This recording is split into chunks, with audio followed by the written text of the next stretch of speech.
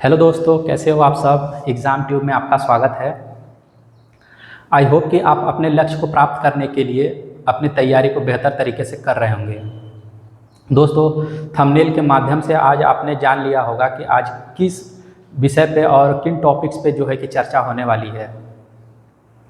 आइए दोस्तों, शुरू करते हैं।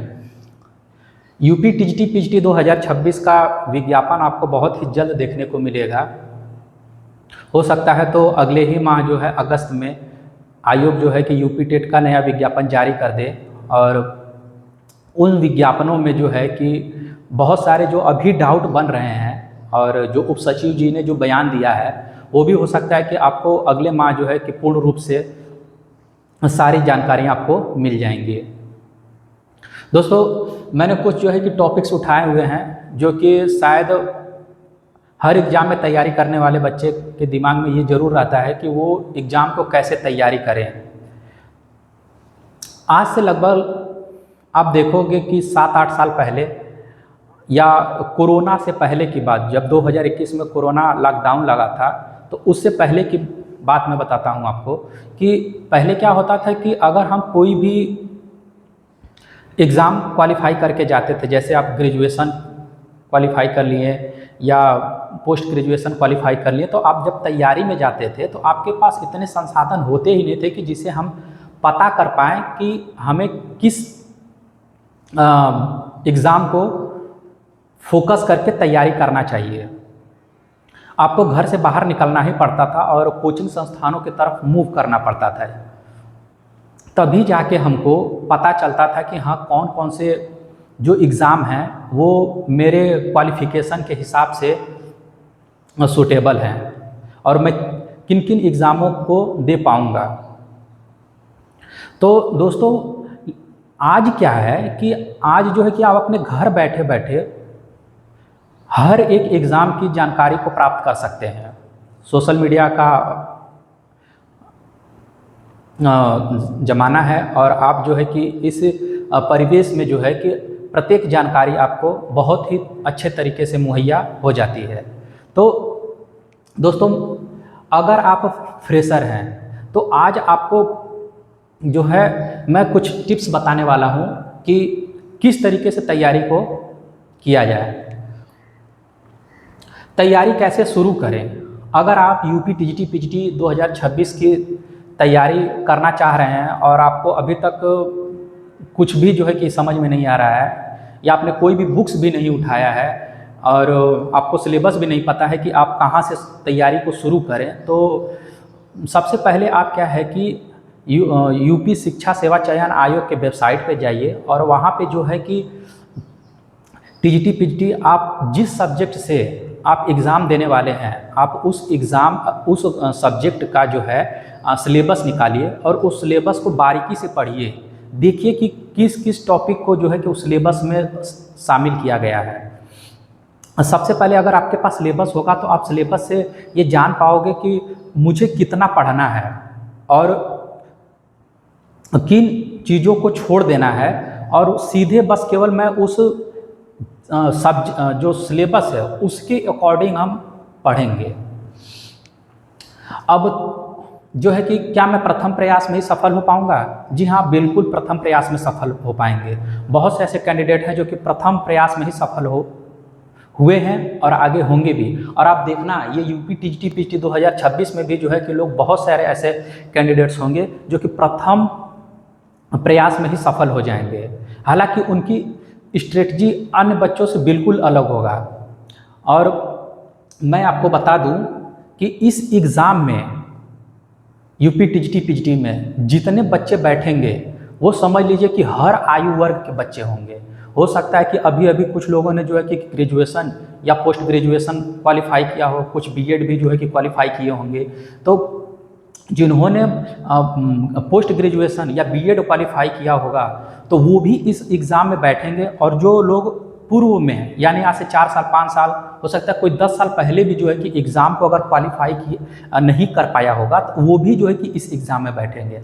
हालांकि 2026 से पूर्व जो है कि 2022 में भी एग्ज़ाम हुआ था, उस एग्ज़ाम में भी आप देखोगे कि बहुत से कैंडिडेट जो है कि क्वालिफाई हुए थे, और जो नहीं क्वालिफाई हुए होंगे तो हालांकि वो ऐसा नहीं कि उनकी तैयारी जो है कि पूर्ण रूप से नहीं हो पाएगी, उन्होंने भी तैयारी किया होगा। हो सकता है कि 1-2 मार्क्स से वो रह गए होंगे, तो उनकी तैयारी तो पहले से तैयार है, यानी उन्होंने जो है कि अपने सारे सब विषयों पर सिलेबस के अकॉर्डिंग अपना पकड़ मजबूत बनाया होगा, तो वो भी जो है कि इस एग्ज़ाम में बैठेंगे। तो आप जो है कि आपकी स्ट्रेटजी ऐसी होनी चाहिए कि आप प्रथम प्रयास में ही सफल हो जाए। तो आइए दोस्तों, मैं स्ट्रेटजी के बारे में तो आपसे चर्चा कर लिया हूँ कि हमारी स्ट्रेटजी क्या होनी चाहिए। इसमें मैं 2-3 पॉइंट और बता देता हूँ आपको। देखो दोस्तों, अगर आप एग्ज़ाम को क्वालिफाई करना चाह रहे हो तो आप जो है कि डेली तकरीबन, आप पहले कैसे पढ़ते थे इसका जो है कि कोई बात नहीं है, लेकिन अगर आप सीरियसली अगर प्रथम प्रयास में जो है कि पेपर एग्ज़ाम क्वालिफाई करना चाहते हैं और शिक्षक बनना चाहते हैं, तो आपका स्ट्रेटजी ऐसा होना चाहिए कि आप एक ही बार में किस तरीके से पेपर को या एग्ज़ाम को कर लेंगे। तो आप तकरीबन अभी से ये मान के चलिए कि आप सिलेबस के अकॉर्डिंग तकरीबन 5 से 6 घंटे पर डे पढ़िए। सिर्फ आपको पढ़ना है, और पढ़ने के साथ साथ जो है आप जो है कि प्रैक्टिस सेट भी लेकर बैठिए, यानी PYQs भी लेके बैठिए। उस PYQ से आपको लाभ होगा कि जो आप टॉपिक पढ़ेंगे उस टॉपिक से आपको कितने क्वेश्चन जो है एग्ज़ाम में पूछे जा रहे हैं, और कौन से टॉपिक से कौन कौन से प्रश्न जो हैं वो रिपीट हो रहे हैं, उसमें आपको सहायता मिलेगी। यानी हो सकता है कि कई सारे क्वेश्चन जो है कि आपको रिपीटेड देखने को मिले, 2026 में भी आपको देखने को मिले। तो स्ट्रेटजी ऐसा होना चाहिए कि आप जो है कि आप अपने शेड्यूल को बांट लीजिए। अगर आपके पास प्रॉपर 10 घंटे समय मिल रहे हैं, तो अब ये तो है नहीं कि हम 10 के घंटे लगातार बैठ के पढ़ेंगे, तो आप जो है कि सुबह शाम और जो रात में है इस टाइम को बांट लीजिए। सुबह में आप 2 घंटे पढ़ लीजिए। सुबह में आपको क्या करना है कि जो भी आप सब्जेक्ट है उस सब्जेक्ट को जो है कि 2 घंटे सिर्फ थ्योरी और जो कॉन्सेप्ट है उस पर अपना पहले पकड़ बनाइए। उसके बाद जो है कि दोपहर में आप क्या करिए कि PYQs लेके बैठिए, देखिए कि उस PYQs में कैसे कैसे क्वेश्चन बन रहे हैं और उसको हल करने का प्रयास करिए। और जब रात में आइए तो आप PYQs का और जो आपने बुक्स पढ़ा है या जो आपके पास पहले का नोट्स है, तो आप उस नोट्स में जो PYQs में जो क्वेश्चन है उसको जो है कि एक शॉर्ट फॉर्म में कहीं पे या उसी कॉपी में ही जो है कि उसको लिख लीजिए। क्योंकि आपको लास्ट समय में जो है कि वो एग्ज़ाम के समय से तकरीबन 10-15 दिन पहले से आपको जो है कि वो याद करने में, रिवाइज़ करने में जो है कि बहुत हेल्प मिलेगा आपको। और जो है कि सोने से पहले जो क्या है कि आप ये विजुलाइज करिए, आपको बुक्स और कॉपी लेके नहीं बैठना है, आप सिर्फ विजुलाइज करिए कि आज मैंने क्या क्या पढ़ा है। जैसे मान लीजिए कि आपने अगर मुग़ल काल पढ़ा या सल्तनत काल पढ़ा, तो आप सल्तनत काल में पहले ये सोचिए कि सल्तनत काल में कौन कौन से जो है कि संस्थापक हुए और कौन कौन से राजवंश हुए। जैसे आप देखोगे कि गुलाम वंश, उसके बाद आपको मिल जाएगा खिलजी वंश, खिलजी वंश के बाद आ जाएगा आपका तुगलक वंश, सैयद वंश, लोदी वंश। आप इसको पढ़ेंगे तो उसके बाद आप इस पे से देखिएगा कि अच्छा गुलाम वंश में सबसे पहले शासक कौन था, तो कुतुबुद्दीन था, इल्तुतमिश था, फिर रजिया सुल्तान थी, फिर बलबन था। हालांकि इसमें जो है कि 11 जो है कि शासक हैं, लेकिन इसमें मेजर मैंने टॉपिक बताया और यहीं से क्वेश्चन अधिक बनते हैं। तो इस तरह जो है कि आप रात में सोने से पहले ज़्यादा नहीं, जैसे अपने योग्यता के अनुसार और अपने क्षमता के अनुसार जो है 10 मिनट हो गया, 20 मिनट हो गया, आप शुरू में 10 मिनट ही लेके चलिए कि 10 मिनट में मैंने बस विजुलाइज कर लिया कि मैंने आज क्या क्या पढ़ा है। थोड़ा सा अपने माइंड पे जोर डालना है कि मैंने PYQs में कौन कौन से क्वेश्चन ऐसे नया मुझे मिला जो कि मुझे बुक्स में तो मिला था लेकिन मैं उसको कर नहीं पाया, या मुझे कुछ नया क्वेश्चन देखने को मिला है। अब यकीन मानिए दोस्तों, इस TGT PGT में जो आप PYQs उठा के देखोगे तो उसमें आपको बहुत सारे ऐसे क्वेश्चन मिलेंगे जो कि आपने पूर्व ज्ञान से आपका क्वेश्चन हल ही नहीं होगा। आप यानी आप सीमित तरीके से पढ़ाई किए होगे, और यहाँ पे TGT PGT में बहुत बारीक और डीप में क्वेश्चन आके पूछता है, और कुछ क्वेश्चन तो रिपीटेड होते रहते हैं इसमें। तो ये आपकी स्ट्रेटजी होनी चाहिए। और मैं कैसे तैयारी कर रहा हूँ, तो जो मैंने अभी आपको बताया मैं भी यही फॉलो करता हूँ कि मैं सुबह मैं 7 घंटे 8 घंटे तो लगातार बैठ के पढ़ नहीं पाऊँगा, तो मैं क्या करता हूँ कि समय को बांट देता हूँ कि सुबह में मुझे क्या पढ़ना है, दोपहर में कैसे पढ़ना है, या फिर रात में किस तरीके से जो है कि मुझे पढ़ना है, ताकि मेरा जो है कि 1 दिन या 2 दिन में वो टॉपिक जो है, वो जो सिलेबस मैंने निकाला है आयोग की वेबसाइट से, उसको पर डे एक एक टॉपिक को लेके चलना है मुझे। यानी अगर आप 1 दिन में एक टॉपिक भी ख़त्म कर रहे हो तो बहुत ही अच्छे तरीके से ख़त्म करिए उसको, या 2 दिन में अगर आपसे ख़त्म हो तो 2 दिन चलिए। शुरू में आपको लगेगा कि थोड़ा सा कठिन लगेगा, बट आप धीरे धीरे जब 1 हफ्ते पढ़ेंगे ना तो आपको खुद ऐसा जो है कि उत्साह मिलेगा, आपको ऐसा लगेगा कि हाँ मैंने कुछ नया प्राप्त किया है, कुछ मैंने जो है कि प्रैक्टिस सेट से क्वेश्चन मिला। और यकीन मानिए दोस्तों, जब आप पेपर में बैठोगे ना एग्ज़ाम हॉल में, तो वहीं आप स्वयं मूल्यांकन कर लोगे कि मेरा एग्ज़ाम क्लियर है। क्योंकि मैंने जब यूपी टेट का जो एग्ज़ाम दिया था अभी 2 जुलाई को फर्स्ट शिफ्ट में, तो जब मैं क्वेश्चन हल कर रहा था तो मैंने लास्ट में 10-15 मिनट समय मिले थे, तो मैंने उसको काउंट किया था। मैं समझ गया था कि मेरा एग्ज़ाम जो है कि एग्ज़ाम हॉल में ही क्लियर है, और रिज़ल्ट जब भी आएगा तो मैं पास हो जाऊंगा। तो यही होगा, अगर आप इस तरीके से पढ़ेंगे तो यूपी TGT PGT में तो एग्ज़ाम हॉल में ही आपको पता चल जाएगा, आप स्वयं मूल्यांकन कर लोगे कि मेरा एग्ज़ाम क्लियर हो गया है। अब देखिए दोस्तों कि एग्ज़ाम का पैटर्न कैसा होगा, ये सबसे इम्पॉर्टेंट है कि एग्ज़ाम का पैटर्न क्या होने वाला है।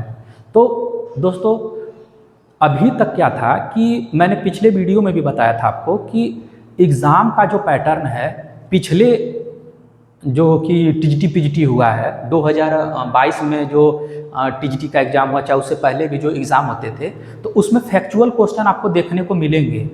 और आप ये मान के चलिए कि पहले जो है कि निगेटिव मार्किंग भी नहीं था, लेकिन इस बार सुनने में जहाँ तक जानकारी प्राप्त हो रही है कि इस बार जो है कि यूपी TGT PGT में, और ऐसा नहीं कि सिर्फ TGT में, PGT में भी जो है कि निगेटिव मार्किंग शामिल होने वाला है। अगर ये निगेटिव मार्किंग शामिल हुआ तो ये मान के चलिए कि जो कट ऑफ जो है कि बहुत ज़्यादा जा रहा था, मेरिट बहुत हाई जा रही थी, तो ये मान के चलिए कि इस बार मेरिट हाई नहीं जाएगा, क्योंकि निगेटिव मार्किंग जो है आपके अगर जितना आपने उत्तर गलत किया तो आपके जो है कि सही प्रश्न के जो सही उत्तर है उसमें से भी आपके नंबर कटेंगे। तो आप ये बहुत सावधानी से एग्ज़ाम को देना पड़ जाएगा, और कंपटीशन बहुत ही टफ होगा, क्योंकि आपको सोच सोच के, और जो एकदम सटीक आंसर लगेगा कि नहीं यही एग्ज़ाम 100% सही है, तभी जो है कि आप उस एग्ज़ाम को क्वालिफाई कर पाएंगे। नहीं तो इस तरीके से अभी तक आप क्या कर रहे थे कि निगेटिव मार्किंग नहीं रहता तो आप अंधेरे में तीर चला देते थे, यानी आप तुक्का मारते थे। जो क्वेश्चन मुझे आया तो मैंने ठीक है मैंने उतना क्वेश्चन हल कर लिया, मान लिया कि 20 क्वेश्चन नहीं आ रहे थे, मैंने 20 क्वेश्चन तुक्का मार दिया, तो हो सकता था उसमें से किसी का 7 क्वेश्चन 8 क्वेश्चन, किसी के 10 क्वेश्चन, बाय द वे किसी का लक बढ़िया रहे तो 12 क्वेश्चन सही हो जाए। तो पहले ऐसे भी जो है कि आपके मेरिट में आते थे, आपका नंबर बढ़ता था। बट अब क्या होगा कि अगर निगेटिव मार्किंग लागू हुआ तो आपके नंबर जो है कि कटेंगे, और आप सही रणनीति को फॉलो करके जो है कि एग्ज़ाम को लेके चलना होगा। और मैं बता दूं कि मैं बार बार ये फोकस कर रहा हूं कि सबसे पहले आप जो है कि यूपी शिक्षा सेवा चयन के वेबसाइट पे जाइए, और वहां से आपके जो भी TGT या PGT के जो सिलेबस है उस सिलेबस को ज़रूर निकालिए, और उस सिलेबस को थोड़ा सा एक दिन उसको गहराई से उसको जो है कि एनालिसिस करिए, देखिए कि क्वेश्चन कहाँ कहाँ से बन रहा है। और पढ़ते वक्त ये थोड़ा सा आप सावधानी बरतिएगा, और ये ध्यान भी रखिएगा कि जो भी अगर आप टॉपिक पढ़ रहे हैं तो उस सिलेबस को आपको याद होना चाहिए, या आप कहीं उसको निकाल के जो है कि A4 साइज जो है PDF निकलवा के आप रख लीजिए, या अपने हाथ से उसको लिख लीजिए, लेकिन आपको सिलेबस को डेली बाय डेली देखना है। दोस्तों मैं बता दूं कि पिछली जो टीजीटी का जो एग्ज़ाम हुआ था उसमें जो है तकरीबन 3,539 सीट जो है सीटों पे भर्ती हुई थी। अब ये था यूपी टीजीटी 2022 जो कि अभी अभी एग्ज़ाम हुआ है। अब जो नेक्स्ट एग्ज़ाम होगा यूपी टीजीटी पीजीटी 2026, इस एग्ज़ाम में तकरीबन मेरा जो अनुमान है इसमें लगभग 25 लाख प्लस फॉर्म भरे जाएंगे। आप सोचिए, अगर ये 25 लाख फॉर्म भरे जाएंगे तो ये मान के चलिए कि एग्ज़ाम कितना टफ होने वाला है। और इस एग्ज़ाम में आपको प्रत्येक वर्ग के लोग बैठेंगे और एग्ज़ाम को क्वालिफाई करने का मूल मंत्र एक ही है कि आप अभी से लग जाइए और डेली बाय डेली जो है कि अपना एक टॉपिक उठाइए, उसको पढ़िए और पीवाईक्यूज़ हल करिए। और पीवाईक्यूज़ हल करने के बाद जो है कि आप एक शॉर्ट नोट्स बनाइए। उस नोट्स में देखिए कि आपके कितने क्वेश्चन जो सही हो रहे हैं वो तो आप उसमें लिखिए, और जो कुछ आपको नया पॉइंट्स दिखे वो भी उसको लिख लीजिए। शॉर्ट पॉइंट्स का मतलब शॉर्ट नोट्स का मतलब ये होता है कि अगर आप मान लीजिए कि इतिहास का पेपर देने वाले हैं तो आपसे प्राचीन, मध्यकालीन, आधुनिक भारत से तो एग्ज़ाम में क्वेश्चन पूछे ही जाएंगे। तो आप उसके तकरीबन हर एक जो खंड के हैं कम से कम 20-25 पेज के ऐसे नोट्स बना लीजिए, और उसमें सिर्फ जो है कि आप एकदम शॉर्ट में लिखिए। जो अगर आपको बार बार भूल जा रहा है उसको भी लिख लीजिए, और जो आपको लगता है कि नहीं मैं पूर्व ज्ञान से जो कि क्वेश्चन हल कर ले रहा हूँ तो वो तो आपका हो जाएगा। बट जो नए क्वेश्चन मिल रहे हैं पीवाईक्यू से या किसी बुक से, तो आप उसको नोट्स में, अपने शॉर्ट नोट्स में लिख लीजिए।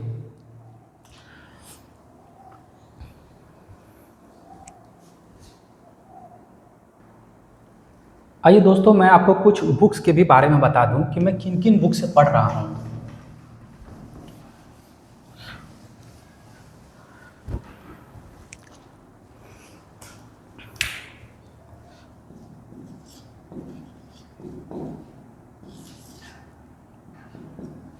सबसे पहले तो मैंने जो है कि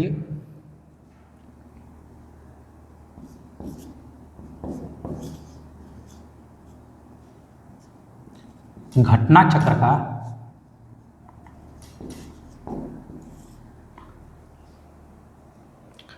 पीवाईक्यू ले आया हुआ है।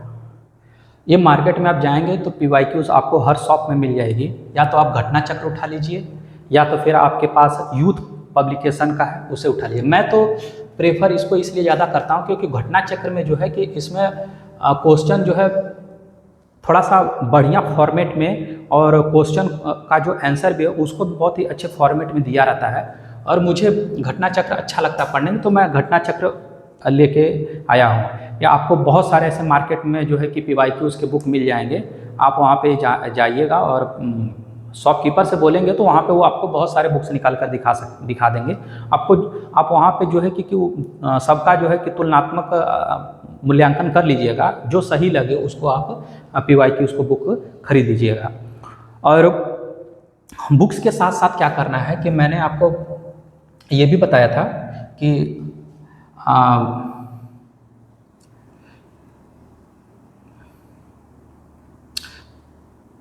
एंशिएंट हो गया। मैं हिस्ट्री के बारे में बता रहा हूँ, हिस्ट्री सब्जेक्ट से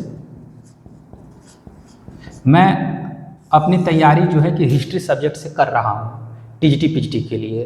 टीजीटी में हालांकि 2 सब्जेक्ट हो जाएंगे मेरे। मैं हिस्ट्री और पॉलिटी से टीजीटी का एग्ज़ाम दूंगा, और पीजीटी के लिए मैं सिर्फ हिस्ट्री से दूंगा।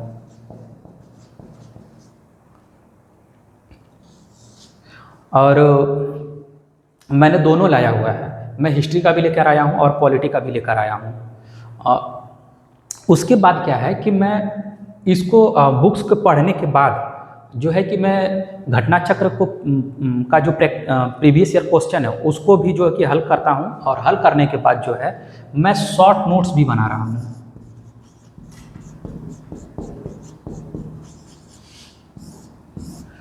ताकि मैं एग्ज़ाम से पहले जो है कि अच्छे तरीके से रिवाइज कर पाऊँ। मैं आपको अपना नोट्स दिखाता हूँ। ये मेरा लेटेस्ट नोट्स है जो कि टीजीटी पीजीटी पर 2026 के लिए मैंने बनाया है, और ये सिर्फ टीजीटी पीजीटी तक ही सीमित नहीं है। हालांकि मैं इस बुक से मैंने जो है कि यूपी टेट का भी एग्ज़ाम दिया था। हालांकि यूपी टेट में बहुत कम ही क्वेश्चन जो है कि इतिहास से पूछे गए थे, लेकिन मैं आपको दिखा देता हूं कि ये बुक्स मैंने जो है कि टीजीटी पीजीटी के लिए भी और अन्य एग्ज़ाम के लिए भी काम करेगा। तो यहाँ से आप देख सकते हो कि ये मैंने जो है कि ये मध्यकालीन इतिहास का जो है कि टॉपिक बनाया हुआ है, और मैं इसको जो है कि आप देखोगे कि इसमें मैंने बीच बीच में क्वेश्चन भी अलग जो है कि नोट्स के लिए छोड़ा हुआ है। जैसे यहाँ पे मैंने छोड़ रखा है एक पेज है, तो मैं क्या करता हूँ कि मुझे जहाँ जहाँ लगता है कि मैंने जो प्रीवियस नॉलेज से मैंने जो क्वेश्चन हल हो जा रहा है वो तो ठीक है, और कुछ नोट से मेरे हल हो जा रहे हैं, और बाकी जो है कि अगर कुछ मुझे लगता है कि बुक्स में नया कुछ जो है कि पॉइंट्स मिला या पीवाईक्यू से मुझे कुछ नया पॉइंट्स मिला, तो मैं उसको लिखने का प्रयास करता हूँ। जैसे मैं आपको दिखा रहा हूँ, आप देखोगे कि मैंने कुछ यहाँ पे पेंसिल से भी जो है कि कुछ चीज़ें लिखी हुई है। तो मैं इसको अगर कुछ नया मुझे मिलता है तो मैं इसे पेंसिल से लिख लेता हूँ, ताकि मुझे इधर उधर भटकना ना पड़े या बुक्स पे बार बार मेरा ध्यान ना चला जाए, इसलिए मैं इसको इसी में लिख लेता हूँ। मैं आपको और भी कुछ दिखा रहा हूँ।